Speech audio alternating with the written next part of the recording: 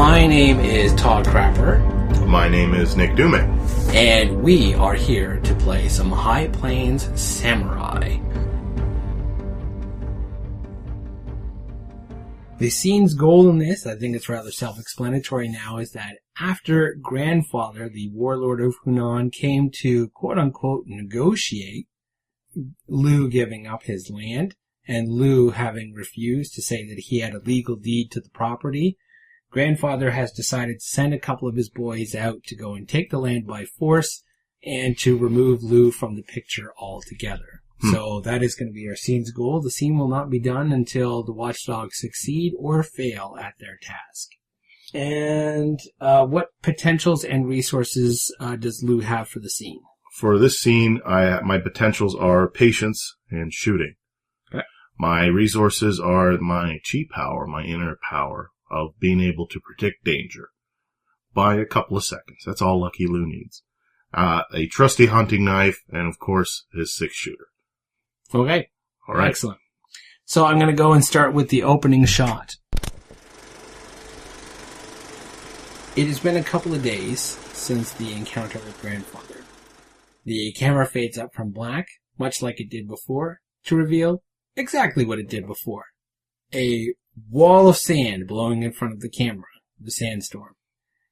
Except it now pans over towards the left as we see Liu sitting there on kind of like on a rocking swing that's on the front step of his house. He actually is there behind he's got a bit of a wood wall that's over this one part of the deck. So he's actually free and away from the wind and the sand. So he's actually in the clear and he's able to sit there unmasked and enjoy himself as he swings on his front deck. Off in the distance, in the large, massive barn where the cows are feeding once more, we hear a couple of moos as they're just, content enough, secure away from the storm. As Liu begins to rock back and forth, there's just the creaking of wood and old, kind of rusty chains as he goes back and forth, maybe even saying a piece of dry straw hanging out of his mouth. When suddenly there is the sound of, the cows mooing away, and then suddenly there's like a loud, kind of like a bang, and Luke kind of stops, and then suddenly there is the sound of the cows getting worked up and frantic, and their moves start becoming much more hectic, and you can then start to hear that they're starting to kind of run around and starting to make like a stampede in the middle of the barn. Give me the potential that you're going to use, and let's start the scene. I'm going to use shooting because something's up. My cows don't move for nothing. So how many details do you have with shooting? I have 3 of them, so I can decide 3 factors here. That's right. Okay. So Liu's first deciding factor is there is a panning shot of him, just this massive amount of desert in the background, running with trying to get his hat on and mask on before he gets to the barn. He turns around the corner, well, as much as there is a corner out in the middle of nowhere, and there is a swinging barn door, and cows mooing and frantically running out of the barn. Liu trounces over to the side of the barn and peers in out of the side, thinking that there might be someone inside. He gets his 6-shooter out and turns the corner with his gun up. Okay. That's the 3 details. So the outcome is nothing. The cows basically have come running out, and we have established before that there's maybe about, 2 dozen or so. So it doesn't take long for the cows to just come running out of the barn out into the storm. And Liu is just basically standing there, and there doesn't appear to be anyone inside the barn. So that was Liu's turn. Now, normally, because I'm the only other character in this round, the Watchdogs would go next. But I'm not going to do anything with them. I'm going to wait. Okay. So that's going to start a new round. Liu, you go right ahead. Liu is going to be using shooting potential in this one, because he is still not completely satisfied with the empty barn and the open barn door. I mean, the winds are bad, but not bad enough to take a barn door off. He walks slowly, kind of slinking to the right corner of the barn, to the middle, and kind of steals himself for a second. And he's going to use a resource right now.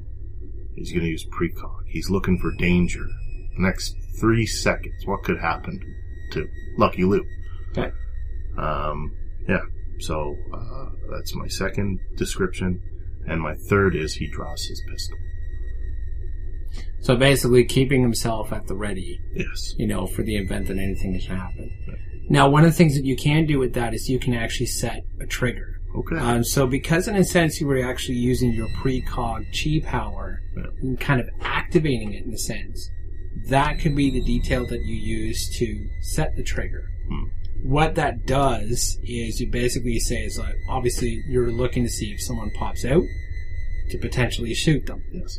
So because you set that on your second detail, that would leave you one remaining detail that will go off when your trigger is activated. Okay. So as soon as anything happens to, to gain that attention, using your precog ability, you'll have one detail that you can immediately interrupt with as soon as that trigger goes off. Okay.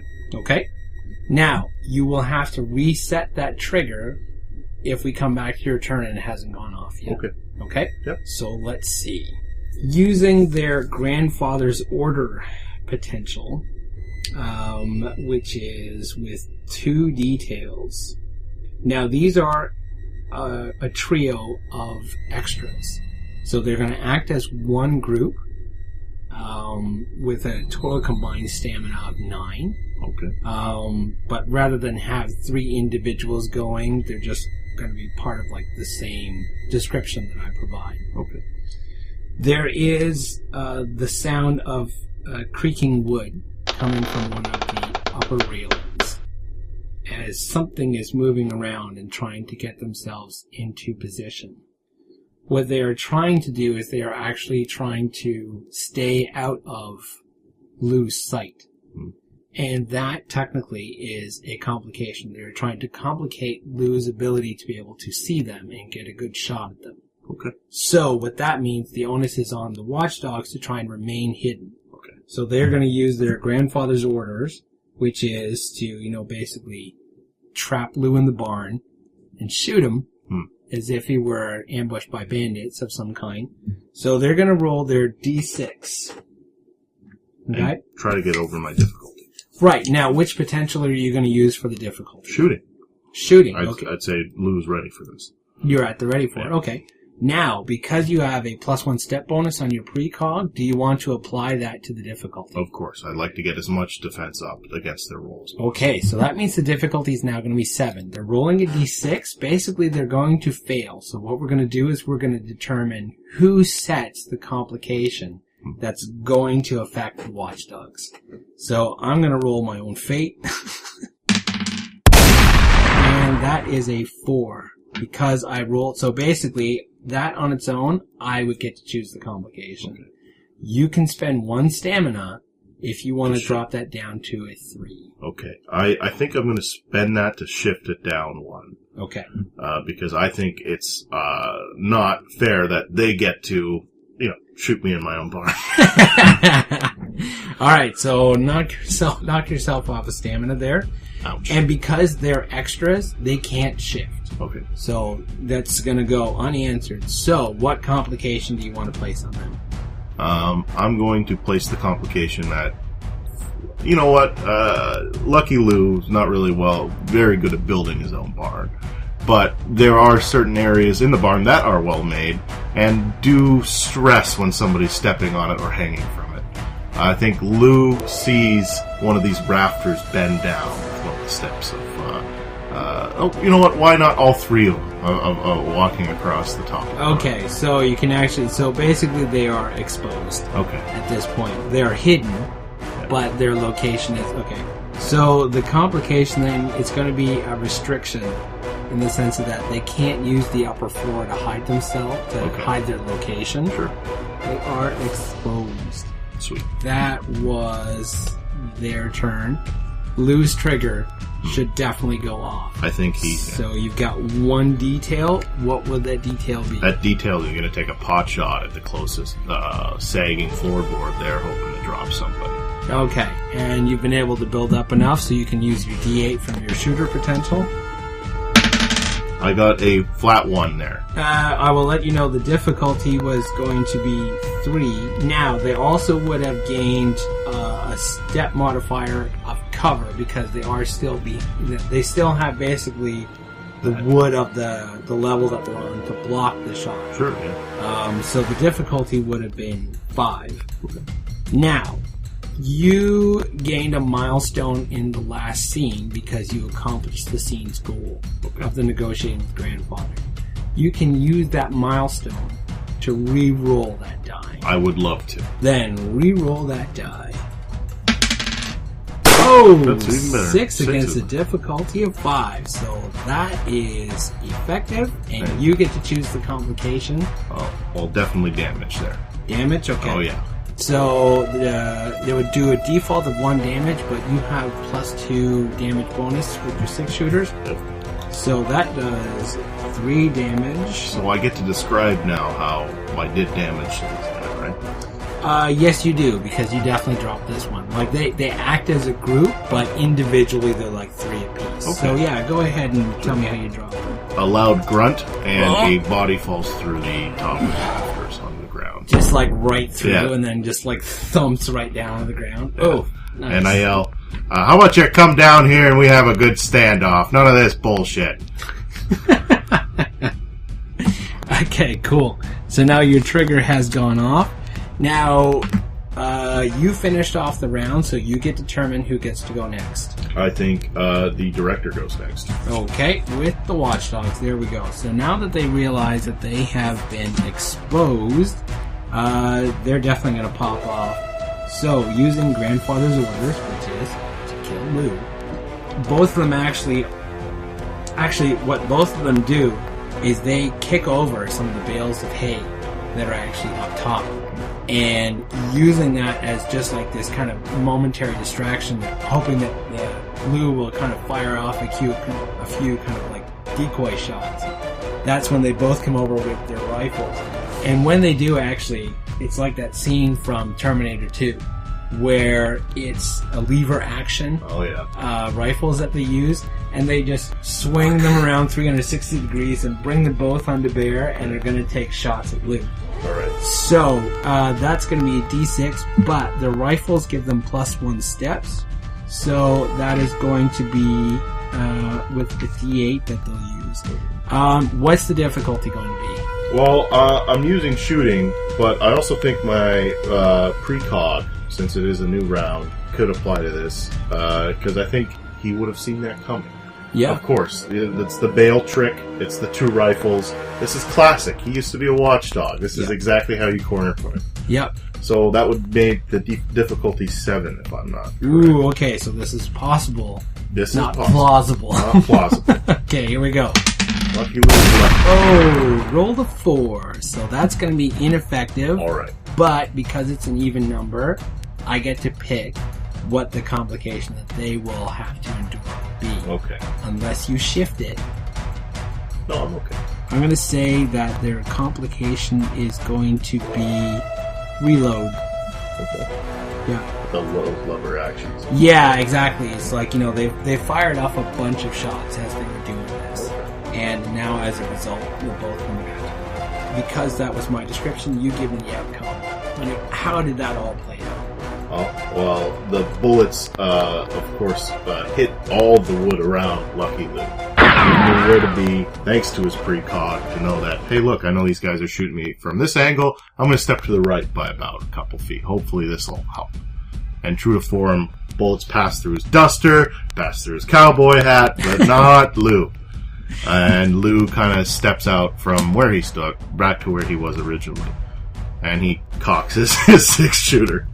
Nice. Well, that means that it's Lou's turn. Alright, so it's my description now. Yes. Okay. So I'm going to use shooting because we're in the middle of combat here, of course. And Lou's getting a little bit angry. Cows out in the field and whatnot. Lou's going to take a couple steps towards the dusters, not really caring about his own safety at this moment, and starts logging off a couple shots at the one on the right, we'll call it. And so he is going to shoot that and then kind of move over with the same kind of hand and shoot over one. I love the idea that if these guys actually had screen credits, one of them would be known as the one on the right. The one on the right. Why not? Played by Joe Cummings. Okay, and so, yeah, you built up enough that you can use your full D8 on that one.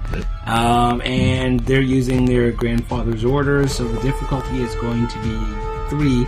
They do still have cover from being up on that upper level, so the difficulty is actually 5. Okay. Let's see if I can do anything. Nope, I can't. It's a 2, and you don't have any other milestones that you can use, so you're going to have to live with that.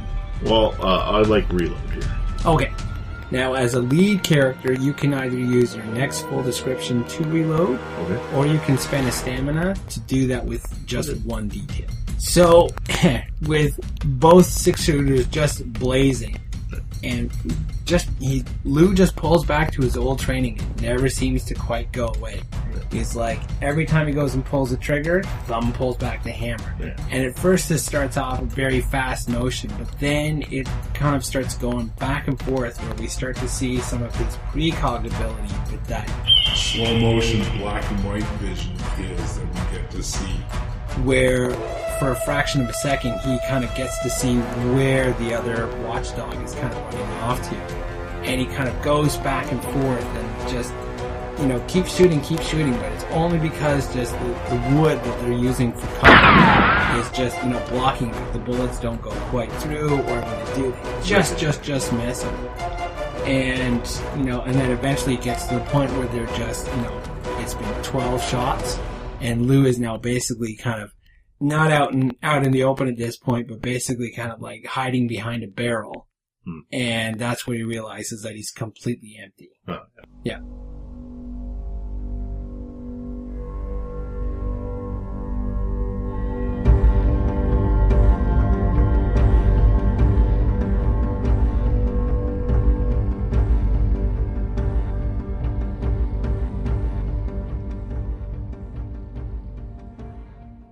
Hi, this is Jason from The Gauntlet. If you enjoyed this episode of Comic Strip AP, be sure to check out our YouTube channel. We have many other Comic Strip AP shows available, each organized in their own sequential playlist for easy listening. Just go to youtube.com and search for Gauntlet RPG.